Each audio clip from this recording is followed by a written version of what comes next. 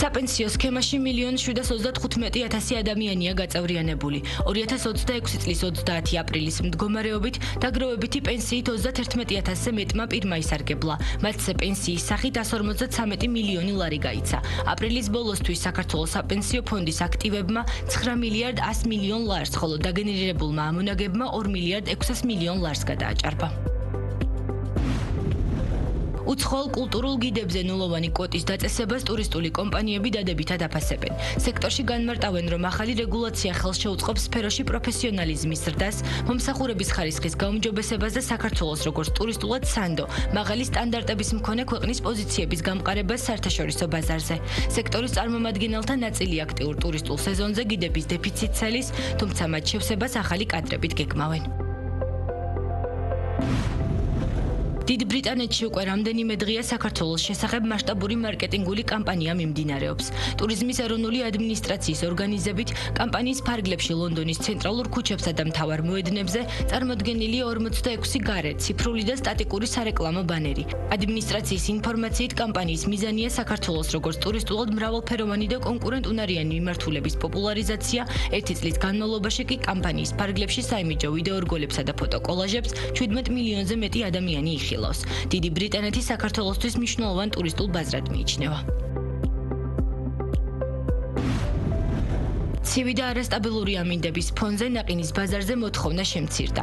გურჯაანის ნაყინში აცხადებენ, რომ კომპანიის გაყიდვები წინა წლის ანალოგიურ პერიოდთან შედარებით დაახლოებით 10%-ით არის შემცირებული, რადგან სეზონი ჯერ აქტიურად არ დაწყებულა. კომპანიაში აცხადებენ, რომ ნაყინის ბიზნესი მკვეთრად სეზონურია და ზამთრის პერიოდში წარმოების გაზრდას ეკონომიკური ეფექტი ნაკლებად აქვს.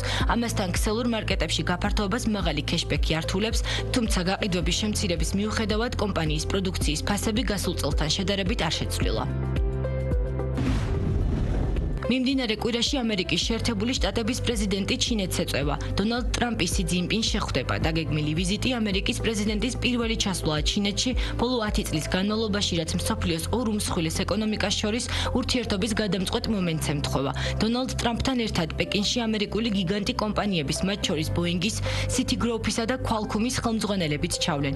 პოტენციურად ჩინურ ფირმებთან გარიგებების დასადებად. შეგახსენებთ, რომ 2025 წლის აპრილში ტრამპის მიერ მსოფლიოს მასშტაბით იმპორტზე დაწესებულმა გადასახადებმა ამერიკასა და ჩინეთს შორის სავაჭრო ომი გამოიწვია, რის შედეგადაც ტარიფებმა 100%-აც კი გადააჭარბა. თუმცა ტარიფები მას შემდეგ შეჩერდა, რაც ოქტომბერში სამხრეთ კორეაში პრეზიდენტები ერთმანეთს პირველად შეხვდნენ, თუმცა მუქარა ორივე მხრიდან ამ დრომდე გრძელდება.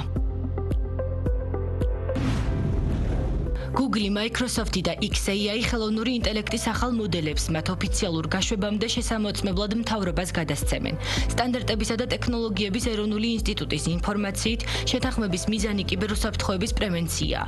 ახალი შეთანხმება ამერიკის შეერთებული შტატების ვაჭრობის დეპარტამენტის ხელოვნური ინტელექტის სტანდარტებისა და ინოვაციების ცენტრს შესაძლებლობას აძლევს მოდელები გამოქვეყნებამდე შეაფასოს მათი პოტენციური გავლენა ეროვნულ უსაფრთხოებასა და საზოგადოებრივ წესრიგზე. ცენტრი კვლევებსა და ტესტირებას ტექნოლოგიის დანერგვის შემდეგაც გააგრძელებს. უწყებას უკვე დასრულებული აქვს ხელოვნური ინტელექტის 40-ზე მეტი მოდელის შეფასება. თანამშრომლობის გადაწყვეტილება მას შემდეგ მიიღეს, რაც გასულ თვეში კომპანია Anthropix's ახალმა მოდელმა სახელად Mythos-მა მთავრობებში, ბანკებსა და კომუნალურ კომპანიებში შეშფოთების ტალღა გამოიწვია.